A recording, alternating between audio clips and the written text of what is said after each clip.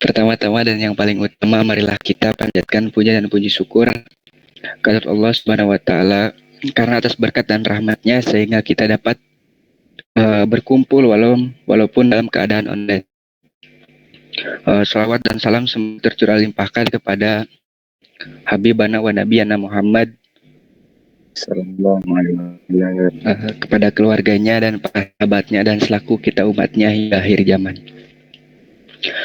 Selamat pagi Bapak Raden Rahmat MP selaku dosen pengampu mata kuliah SBRT dan teman-teman semua yang mengikuti presentasi ini secara online. Terima kasih telah meluangkan waktu untuk bergabung dalam mata kuliah ini. Kita semua tahu bahwa dunia pendidikan telah mengalami transformasi besar-besaran dengan peralihan ke pembelajaran daring atau yang kita dengan sistem kelas awan. Dalam konteks ini kita melihat adanya perbedaan yang signifikan dalam perilaku belajar siswa, baik yang lebih efektif maupun yang lebih pasif. Namun peralihan ini juga membawa tantangan etika yang tidak bisa kebaikan seperti plagiat dan kecurangan akademik. Pada kesempatan kali ini, saya Nasrullah dan teman saya Ajkar akan membahas bagaimana perilaku belajar siswa dapat berbeda di ruang kelas virtual dan apa saja masalah etika yang sering muncul dalam sistem pembelajaran daring ini. Mari kita telah lebih dalam agar kita semua dapat memanfaatkan secara optimal dan tetap menjaga integritas akademik. Oke, di sini saya akan memaparkan materi pertama, yaitu perbedaan perilaku di antara siswa dan masalah etika dalam sistem kelas awan universitas. Oke, apa sih ini? Sebenarnya judul tersebut membahas dua hal utama yang sering muncul di dalam konteks pembelajaran menggunakan sistem kelas awan universitas, yaitu perbedaan perilaku di antara siswa dan masalah etika. Dalam pembelajaran daring, setiap siswa memiliki cara dipengaruhi oleh berbagai faktor seperti kemampuan dan gaya belajar, serta motivasi. Beberapa siswa mungkin sangat mandiri dan mampu ikuti kelas daring dengan baik, sementara yang lain memerlukan bimbingan lebih interaktif untuk tetap terlibat. Selain itu, ada siswa lebih memahami materi dalam form, sementara lain merasa berkonsentrasi atau memahami tanpa interaksi langsung dengan dosen dan teman mereka. Oke. Di sisi lain juga sebenarnya sistem kelas awan juga menghadirkan tantangan etika. Salah satunya masalah utama adalah meningkatkannya peluang untuk kecurangan akademik dalam pembelajaran daring. Pengawasan terhadap ujian dan tugas menjadi lebih sulit sehingga beberapa siswa mungkin tergoda untuk tidak jujur, seperti menyalin tugas dari internet atau menerima bantuan yang tidak diizinkan. Selain itu ada juga kekhawatiran tentang privasi data siswa, mengingatkan platform yang seringkali mengumpulkan informasi pribadi mereka.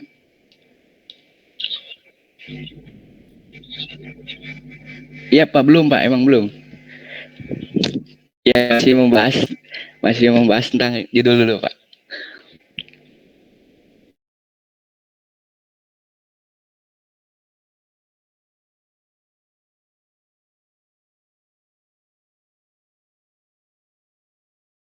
Baru dalam pada teknologi, instruksi tatap muka, dan resiko kecurangan akademik adalah beberapa faktor utama yang dihadapi.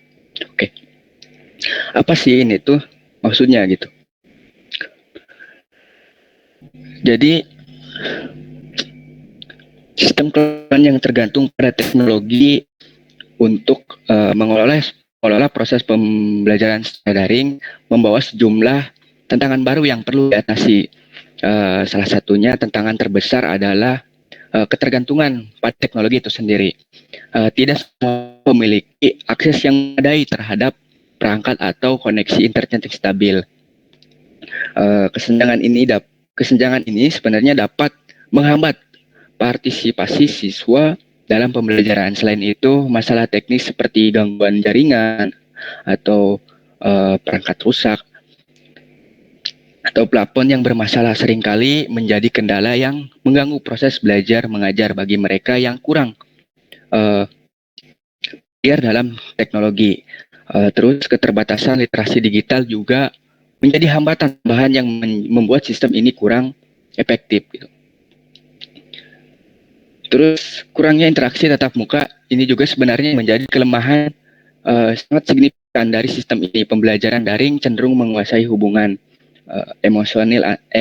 emosional antar siswa dan pendidik sehingga siswa sering merasa kurang terhubung dalam kelas tradisional seperti ekspresi wajah, gestur dan komunikasi nonverbal lainnya memainkan peran penting dalam membangun pemahaman dan hubungan. Selanjutnya yaitu ada di sini peralihan dari pembelajaran tatap muka ke pembelajaran yang memerlukan adaptasi baik dari siswa maupun dosen. Penting untuk memahami perilaku belajar siswa di lingkungan virtual.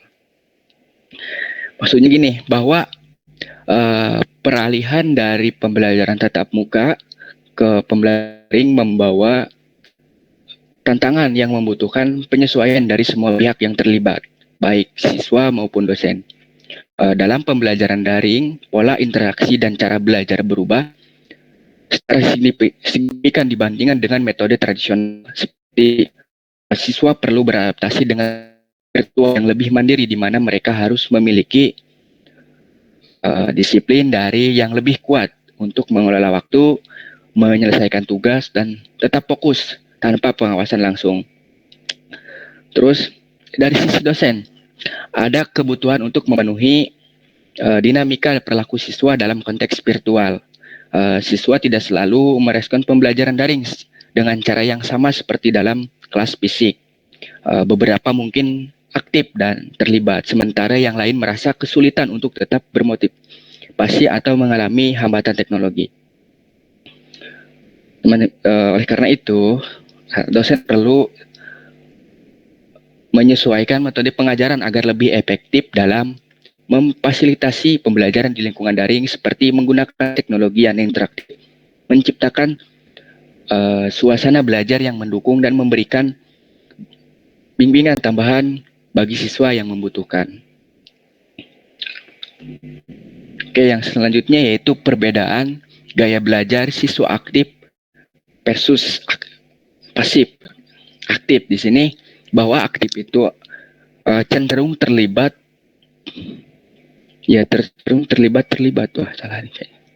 cenderung terlibat aktif dalam proses pembelajaran, mencari informasi tambahan, partisipasi dalam diskusi online.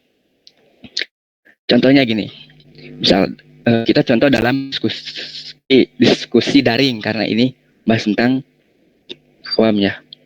Misalkan seorang siswa aktif akan mengajukan pertanyaan, memberikan tanggapan terhadap pendapat teman, terus dan mencoba mengaitkan topik dengan pengalaman atau pengetahuan sebelumnya. Jadi ketika diberikan tugas, diberikan tugas kelompok, mereka akan mengambil inisiatif untuk membagi tanggung jawab dan memastikan hasil kerja yang baik. Gitu. Yang kedua yaitu pasif. Oke, pasif. Siswa pasif cenderung lebih pasif dalam belajar. Mereka cenderung hanya menerima informasi yang diberikan dan kurang terlibat dalam diskusi.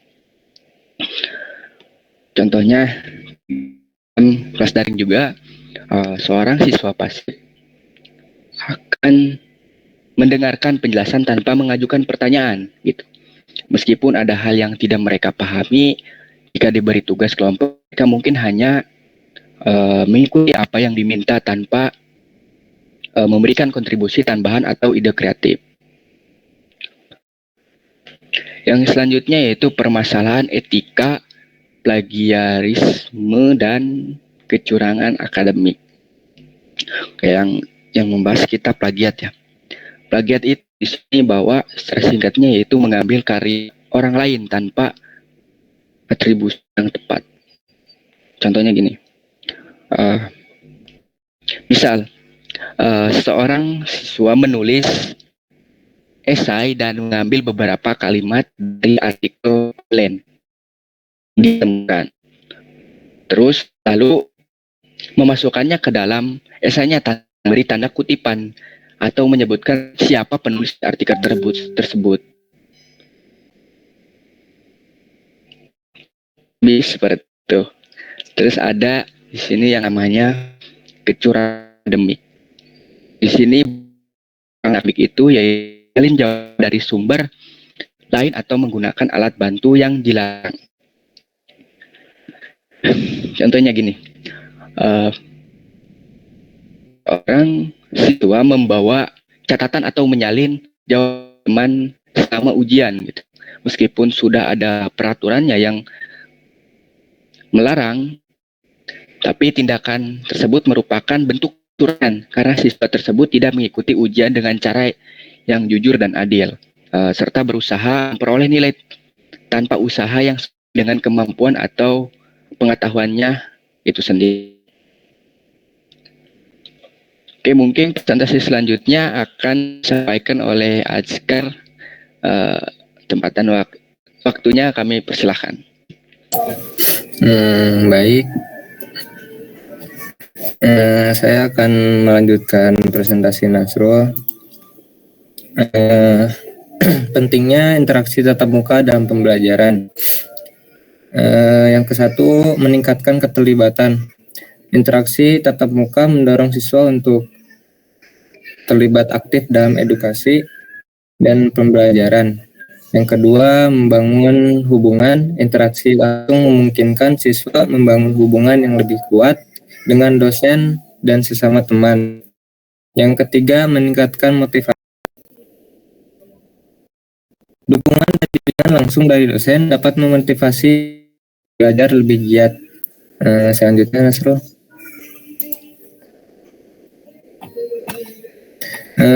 Di sini ada strategi masalah etika di lingkungan kelas awan. Yang ke-1 itu kode etik. Kode etik menetapkan aturan jelas tentang perilaku akademik yang etis. Contohnya masih mengunjungi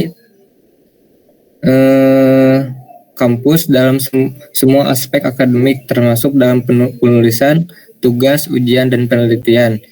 Terus contohnya lagi, mahasiswa dilarang, yang tadi kan ada penghormatan terhadap karya orang lain. Jadi mahasiswa dilarang menyalin, mengutip, atau menggunakan karya orang lain tanpa izin dari yang mempunyai karya itu. Yang ketiga, contohnya lagi yaitu mahasiswa bertanggung jawab atas semua karya yang mereka serahkan dan harus memastikan bahwa karya tersebut adalah hasil usaha mereka sendiri. Yang kedua itu ada pendeteksian plagiarisme. Menggunakan perangkat lunak untuk mendeteksi plagiarisme. Yang contoh perangkat lunaknya itu adalah Turnitin. Turnitin adalah salah satu perangkat lunak yang paling umum digunakan di institusi pendidikan untuk mendeteksi plagiarisme. Mahasiswa mengunggah dokumen mereka dan perangkat lunak ini membagikan teks dengan database yang luas, termasuk jurnal, artikel, dan karya mahasiswa lainnya. Hasilnya menunjukkan persentase kesamaan dan sumber yang mungkin telah dipijak. Contoh perangkat lunak yang kedua yaitu Grammarly. Selain sebagai alat pengecekan tata bahasa, Grammarly juga memiliki fitur deteksi plagiarisme yang membandingkan teks dengan sumber online untuk menemukan kesamaan. Yang ketiga, di sini ada edukasi, memberikan edukasi tentang etika akademik kepada siswa.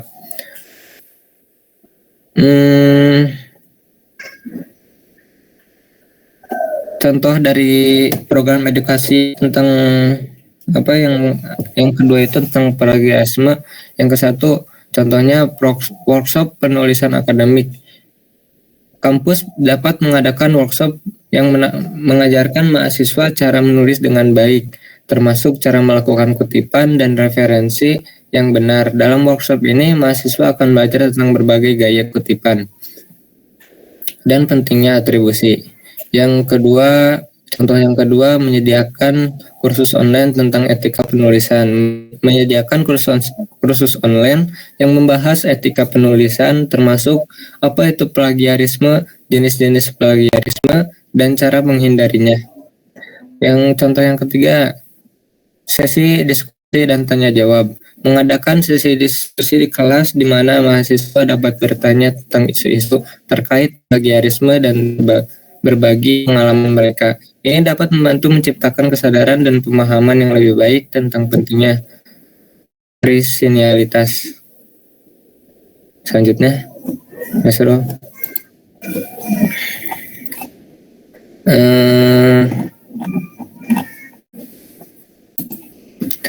Di sini ada peran dosen dalam memfasilitasi pembelajaran yang efektif.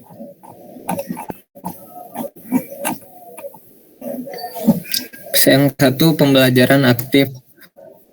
Menciptakan lingkungan pembelajaran yang interaktif. Di dalam kelas, guru membagi siswa menjadi kelompok kecil untuk mendiskusikan topik tertentu, misalnya perubahan iklim.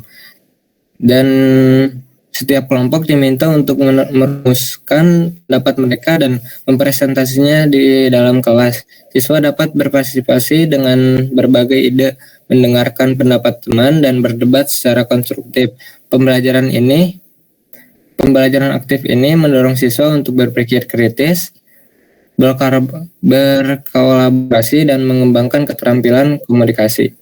Yang kedua, ada umpan balik yang berkualitas.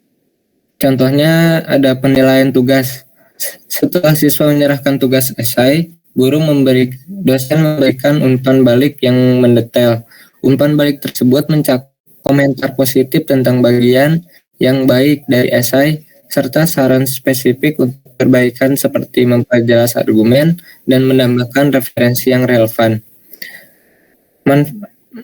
Umpan balik yang berkualitas membantu mahasiswa memahami kekuatan dan kelemahan karya mereka, serta memberikan arahan yang jelas untuk perbaikan di masa yang nanti. Yang ketiga, ada komunikasi yang efektif. Menjaga komunikasi yang terbuka dan responsif. Contohnya, pertemuan orang tua dan dosen.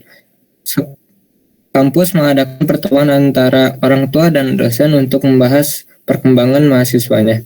Dalam pertemuan tersebut, dosen menjelaskan kemajuan akademik mahasiswa tentang yang dihadapi dan cara orang tua dapat mendukung pembelajaran di dalam rumah. Orang tua juga diberikan kesempatan untuk bertanya dan memberikan masukan. Komunikasi yang efektif antara guru dan orang tua menciptakan kemitraan yang kuat dalam mendukung pendidikan siswa, serta memastikan bahwa semua pihak memiliki pemahaman yang sama tentang kebutuhan dan harapan siswa. Selanjutnya, Nasro. Di sini ada kesimpulan dan rekomendasi untuk masa depan dan pendidikan daring. Yang ke-1, etika. Etika akademik harus menjadi fokus utama dalam pelajaran daring. Yang kedua itu teknologi. Pemanfaatan teknologi yang tepat dapat meningkatkan kualitas pembelajaran. Yang ketiga, interaksi. Bangun interaksi yang efektif antara dosen dan siswa. Cukup dari saya, dikembalikan ke Nasrul.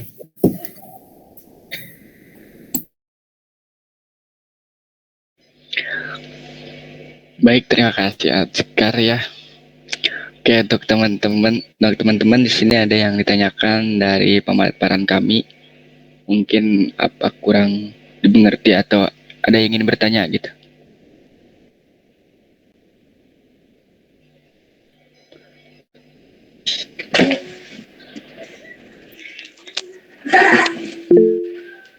Oke, silakan Pak Ujan ya. Oke, jadi begini ya, izin bertanya. Ya, bagaimana gitu tanggapan kalian ya? Kan seperti yang telah kalian paparkan juga, bahwa dalam masa digital ini kan rawan sekali dengan yang namanya plagiarisasi ya. Itu bagaimana caranya agar apa ya?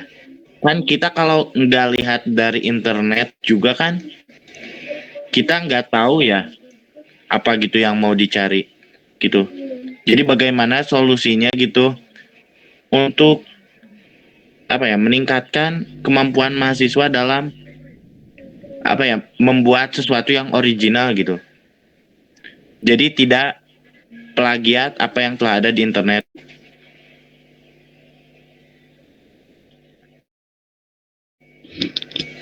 Oke, oke. Gimana ya? Kurang paham juga sih itu pertanyaannya. Jadi maksudnya bagaimana kita cara menghindari plagiat apa? Ya ya. Ya gitu Oh, aja. cara menghindari plagiat gitu ya? Ya ya. Sekarang mau dijawab nggak? Boleh.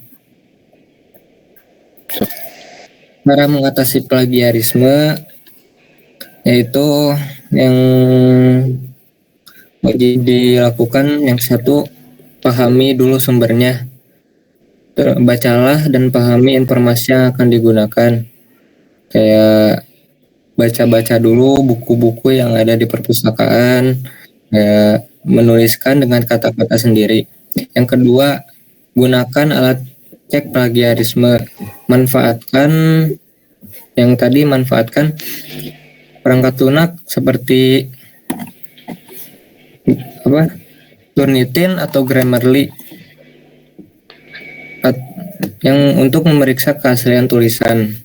Yang ketiga yaitu atur waktu dengan baik, buat jadwal yang realistis, buat waktu untuk menyelesaikan tugas agar tidak terburu-buru.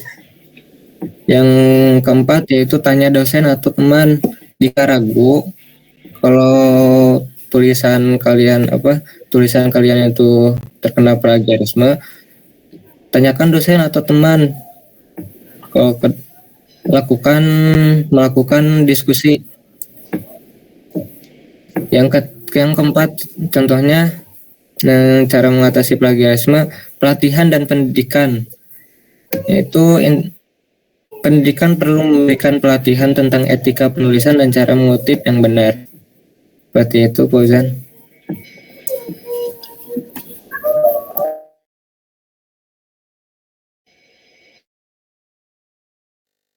Oke, mungkin itulah dijawab ya sama Askar. Mungkin Paujan udah merasa puas atau tidak, Paujan? Jawabannya baik sekali. Oke. Selanjutnya ada lagi yang ingin bertanya. Sok Melati ya, sok silakan. Oke, sebelumnya izin bertanya. Untuk tadi ini sebenarnya pertanyaan umum aja sih terkait etika dalam pembelajaran daring itu sebenarnya seperti apa? Apakah harus on cam atau misal harus berada di tempat yang emang nyaman atau bagaimana gitu? Etika dalam pembelajaran daring. Itu aja. Terima kasih. Oke, Askar gimana, mau dijawab lagi? Nasrul aja.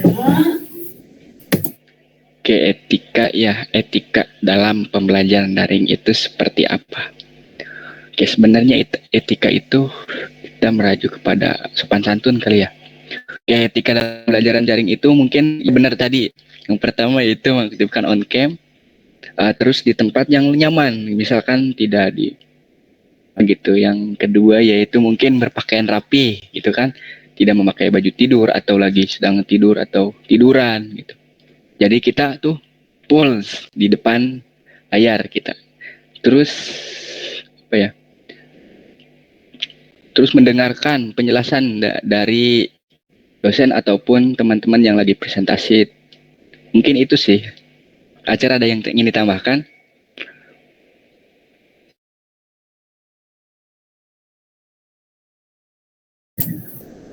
Cukup, Nasrullah.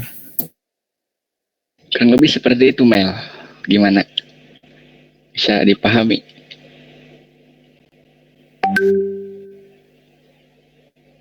Mohon maaf, berarti ini saya sudah beresiko dong ya.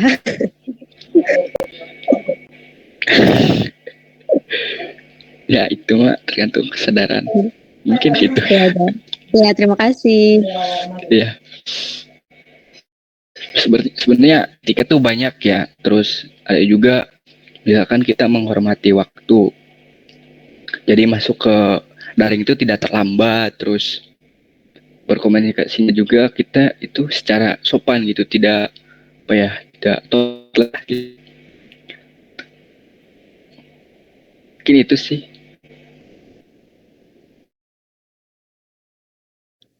Boleh bertanya, boleh mengajukan satu pertanyaan lagi nggak? Iya boleh deh. Kalau kejawab tapi. Gini, kan tadi itu ada apa sih yang mencontek itu ya dari sumber lain misal. Gitu kan? Halo, Nasrul. Iya. Tadi itu ada pembahasan terkait menyalin dari sumber lain untuk misal mengerjakan ujian misal kayak gitu. Itu kan tidak diperbolehkan ya? Ya. Pertanyaan saya, kan kita itu kalau misal menghafal materi gitu kan ya, nggak terus dari buku misal, juga mencari ke internet. Nah kalau misalkan si mahasiswa itu kurang bisa gitu dalam mengembangkan jawabannya tersebut, kemudian dia menghafalkan apa yang ada, menghafalkan informasi yang tertera dalam internet misalkan. Terus ketika misalkan mengerjakan ujian, dia tentang informasi terus dia tulis gitu.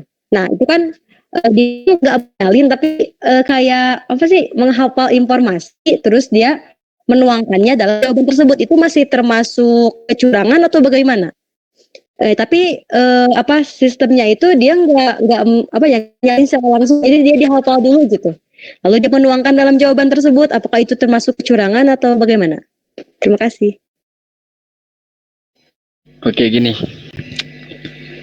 Kita membahas satu dulu yaitu tentang plagiat ya. Sebenarnya plagiat itu kita menyalin jawaban dari orang lain terus kita tanpa menentukan itu jawabannya itu dari siapa gitu. Terus yang kedua itu apa tadi tentang ketika kita ujian ya, tapi kita gimana tadi teh ya, tapi kita misalkan menyalin jawaban tersebut ya gitu. Ya kita ini ujian nih, terus kita tuh menghafal ya, tapi tidak mencontek mungkin gitu ya. Ya, seperti itu. Jadi Kita misalnya menghafal dari jawaban orang lain, mungkin itu bisa saja karena dalam ujian itu kita, menurut saya aja nih, menurut pengetahuan saya nih, menurut saya kan ujian itu kita diuji gitu pengetahuan kita itu seberapa gitu. Terus mengetahui apakah dia itu suka belajar atau tidak gitu. Mungkin kalau misalkan itu belajar mungkin sering baca artikel atau pasti ada sedikit lah di benak mereka itu bahwa jawaban tersebut itu mungkin sama tapi tidak mencontek secara langsung gitu. Jadi semalamnya itu dia itu belajar dulu, menghafal dulu dari karya orang lain. Tapi ketika ujian itu kita menulisnya ulang, itu tidak termasuk tindakan menyalin ya, karena kita dalam konteks ujian kan diuji itu tidak boleh mencontek. Mencontek itu dalam artian kita itu tidak boleh misalkan membuka HP terus mencari jawaban. Kalau misalkan kita menghafal dari semalam terus muncul di pertanyaan mungkin saja, kurang lebih seperti itu. Oke, baik, terima kasih. Oke, pertanyaan itu aja, 3 aja ya, mungkin segitu, jangan terlalu banyak. Mungkin itu saja presentasi dari kelompok kami. Kurang lebihnya mohon maaf bila misalkan pemaparan atau jawaban jawaban jelas atau tidak dimengerti, mohon maaf karena manusia. Bila topik walidaya, assalamualaikum warahmatullahi wabarakatuh. Waalaikumsalam warahmatullahi Waalaikumsalam warahmatullahi wabarakatuh. wabarakatuh.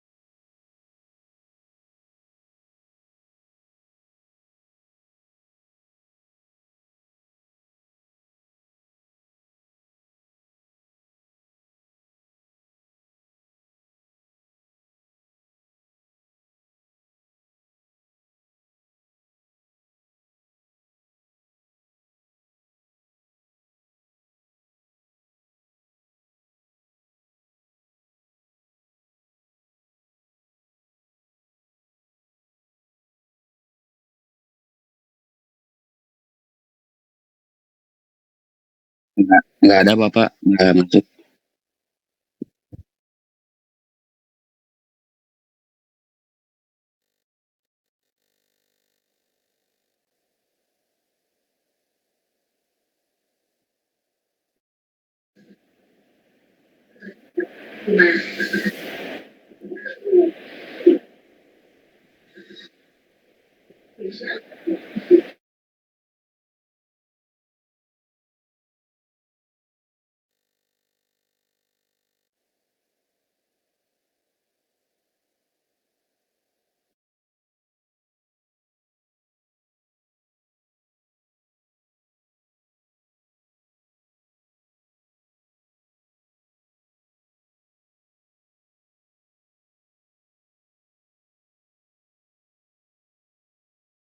Bisa Bapak. Siap Bapak, bisa. Siap Bapak.